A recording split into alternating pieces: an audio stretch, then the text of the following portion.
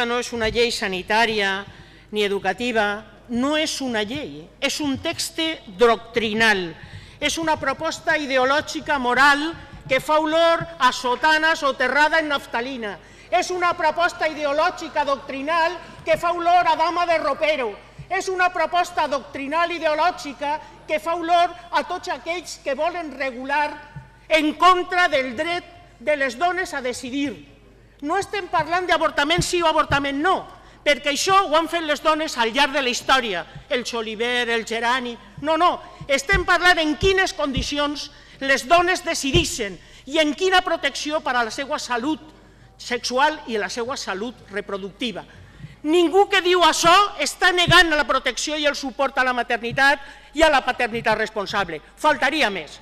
Però el que volem dir és que no se pot, des del País Valencià, donar suport al neofundamentalisme més absurde, als propagandistes de la fe, a los neocatoecumenales. És a dir, ells són tan poquets com aquells que cremen caixers. Esto sí, uns cremen caixers i tots es critiquem, diguem que això no pot ser en un estat democràtic. I vostès venen així i li donen suport als que assetgen a les dones, trenquen els vidres, se posen a la porta de les clíniques on se fa la interrupció voluntària per a impedir i coaccionar l'execució d'un dret. I això és el que passa. Vostès què volen? Les dones sumises? Les dones objectualitzades? No les dones que volem viure amb llibertat perquè som lliures i tenim dret a exigir que el govern valencià protegisca els nostres drets.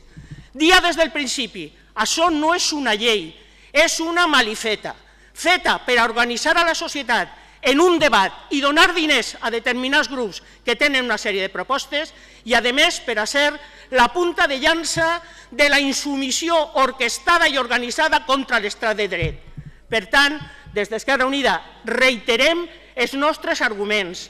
Anem a votar, no han volgut el consens social, no han fet ni un gest per acceptar aquelles qüestions que estaven plantejant-se des de la raó i fins i tot des de l'informe del Consell Jurídic Consultiu. És a dir, vostès no han acceptat cap esmena. Per què? Perquè això posava en qüestió la base ideològica d'aquest projecte, que no és per a regular res que té que veure en els drets ni en el benestar general, sinó senzillament per a donar satisfacció a lo més cutre, a lo més antic, a lo més ranci d'una ideologia que quan rasques un poquet algú vol posar en marxa i que té que veure en aquesta criminalització permanent que s'ha fet de les dones lliures a través de la història.